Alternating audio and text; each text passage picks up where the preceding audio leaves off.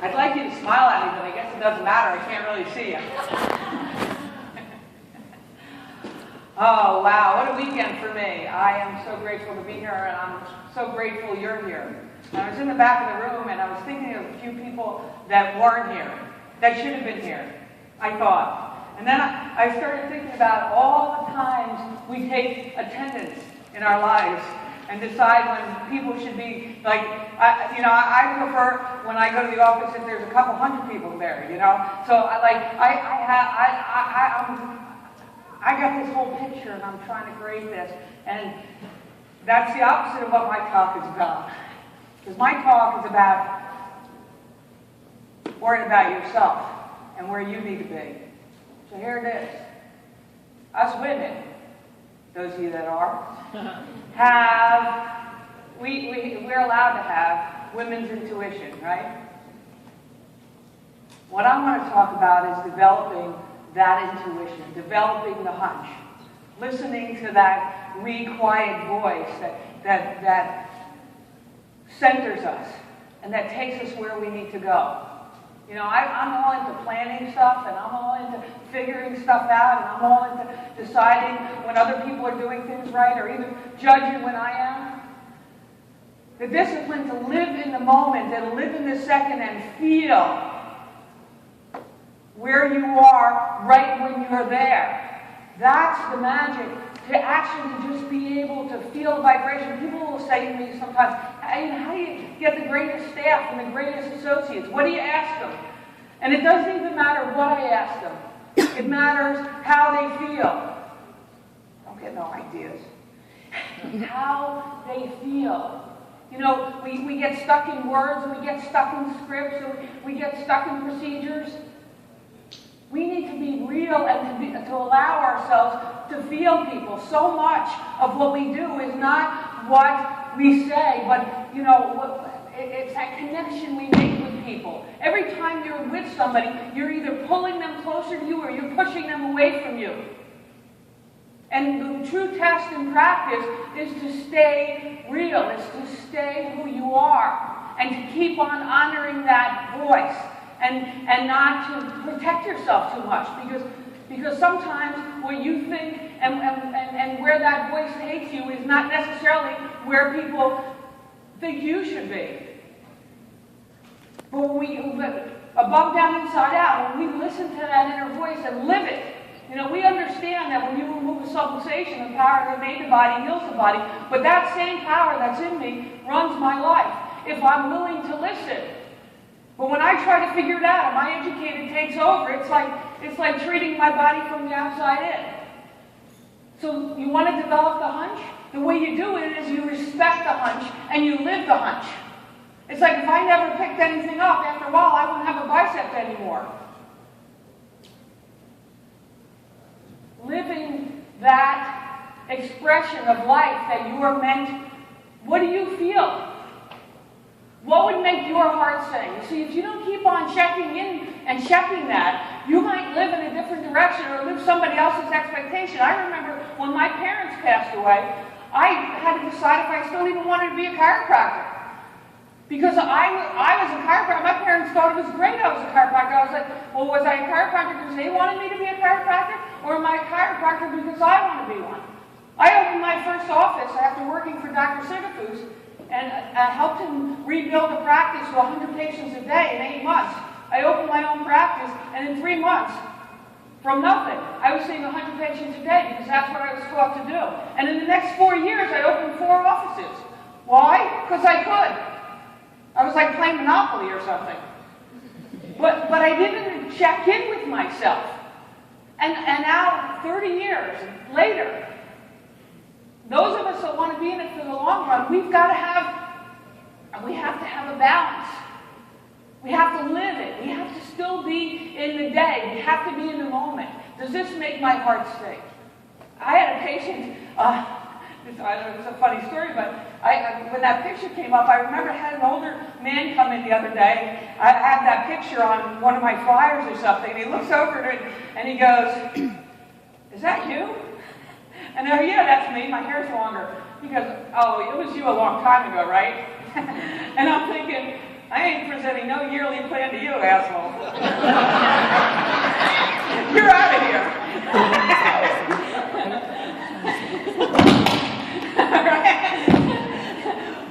Who vibrated? He didn't vibrate with me, man. I'm not going to wait till he left. But when you're first in practice, you're desperate. You'll take care of anything for any reason. I don't care what's wrong with you or what you know, as long as you lay down on the table, I don't care what you pay me, I don't care who you know. Just right? Then after a while, you're like, you know, this is like, I gotta hang out with this guy. I ain't hanging out with this guy. Who are you hanging out with? Who are you allowing in your space? If you have a bunch of weeds in your office, you're not going to look forward to go. We all have a patient that comes in and you feel your arm contracting. You're like, oh, is it Monday again? Mary's here.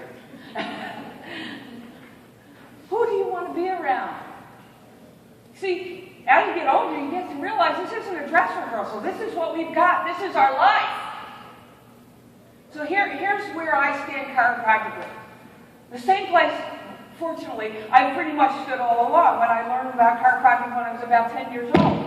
But what's changed for me is now I realize that I might not make it to 150 years old, and the voice inside of me wants me to scream the chiropractic principle every time I go. My heart. How old is it?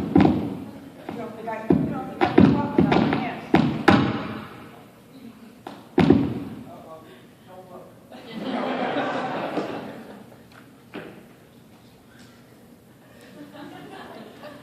Now I feel like Frank Sinatra. Here's the song. You don't want it. I like you too much for that. I want to stand on the mountaintops and scream the chiropractic principle to people. After 30 years, I'm more excited today to be a chiropractor than the day I got out of school, because now I've seen it consistently. I've seen the quality of people's lives when they live with less subluxations. I see the difference that these hands have made by releasing that impulse so that people can heal from the inside out. So balance is a problem for me because I just love what I do, and I love chiropractic, and I just want to keep on doing it, and I want to keep on talking to people about it and changing lives with it. It's a passion that I have. What is your passion? And you know, I'll tell you what, the husks come on when patients talk. That's your first mistake. Do you let your patients talk? Sometimes they say the stupidest things. And I'm like, I don't get into that. The husks. So I came here, like I said when we opened the seminar, I came here to get less. I came to give up those husks so that I can present chiropractic to people, because when a patient quits, anyone ever a patient quit before? Oh man, it hurts. I had a patient one time. This guy was a patient since he was in high school. Then he gets married, has 3 kids. They've been patients all along, and he calls me up one day. They come in once a week to get checked, and he called up and he said that they weren't going to be in for a while. I mean, this is a guy who raised his kids, doesn't know from sickness. I mean, the quality of these families' lives. He called me up and he said, we all feel good. None of us have back problems. I don't know if you read an article that chiropractic had to do with back pain or something. He said, I don't think we're going to come in for a while. We're fine. I was like, really? Now is this April Fool's? He said, no. He said, we're going to let it go for a little while. And I was thinking, about his kids that are now going to get to express disease because they're going to live subluxated. And I was thinking, how did I not get through to him? And I was thinking, how can I get better at delivering this message that people will get it? And then I shut all that chatter off, and I realized that it's just my job to deliver the news. And a couple weeks later, he came back in. I had to let go of the attachment. I couldn't stalk him. I didn't unfriend him on Facebook. But I saw him in light and love. And I see all my people in light and love. I don't see a person, I've had so many patients with cancer or MS, I don't see them as having a disease. I see them as having light and life. And I thank God, every person that walks into my office, the privilege and the opportunity to be able to put my hands on them and make a difference. And the opportunity to touch them, the opportunity to touch their lives.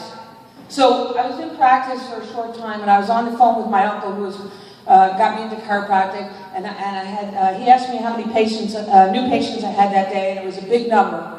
I tell this story because there's students in the room, and he says to me, he says, "Where do you get so many new patients?" And I said, "The Yellow Pages." That was that book, you sit on it. The Yellow Pages. He said, "No." I said, "Yeah." I spend like $1,000 a month on the Yellow Pages.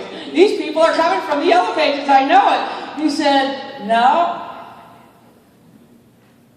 I said, "Well, they need a chiropractor." This is before the internet. Computers. This is before computers. They need a chiropractor. They go to the Yellow Pages, and I'm in there, and they call me. He says, "Here, back up a second. They need a chiropractor. They go to the Yellow Pages, and you need them, and they call you." The more people you need, the more people are going to come to you. The bigger your bucket, the bigger your capacity to serve, the bigger your desire to touch their lives, the more people are going to come into your office. So how do you change that? Is that an office procedure? You have to be taken care of. You have to take care of yourself, and you have to be able, if you so choose, to serve more people by making sure that you are served. Because you cannot give what you don't have. You need to get adjusted. You need to do all the things. You need to go get massages if you do, manicures, pedicures, facials, whatever it is, shopping, whatever turns you on. What makes your heart sing? What's the bonus? Like I was talking to my staff in Pennsylvania, and they're trying to hit this next level of volume that they've never hit before. And I said to the staff, they're sitting there, and I said, "What would you like to happen if you reach this goal?" And one of my associates there said, "Vegas, baby." And I'm like, Vegas it is. Right? What is it that's going to excite you? Now that worked really well with the staff. Now, how do you get it to work for you? And why do you want that? Because here's what happened to me. Back to my story, as I'm going to wrap up here shortly. So now I have 4 kids. I now have 4 offices, and I do the unspeakable. I go off and get married. I didn't expect that until I was way older. And so my husband and I get together, and we had 4 kids in 4 years. It was high volume. Well, I finally figured out what was causing it.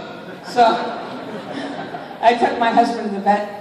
Anyway, well, I figured it out because we had twins at the end. It was like a litter. Anyway. So we're driving in the car, and I got 4 kids, and I got 4 offices and 1 husband who said something pretty profound. He said, "Why do you have so many offices?" And I was like, "I guess because I can." And he's like, "You work all the time. Why do you do that?" And then all of a sudden I was like, "I don't know." So here it is, and I want you to all hear this. So then I said, "Well, that's not what I want to do anymore. New man, I'm going to change the plan. I'm going to do something a little different." And I'm telling you, I wouldn't be standing here loving chiropractic and loving my life like I do if I didn't stop and move things around and keep making and creating the life that I love. But what I love most about my life is that I have a lasting purpose and I have a reason to be. And that I share with you. So thank you for letting me share.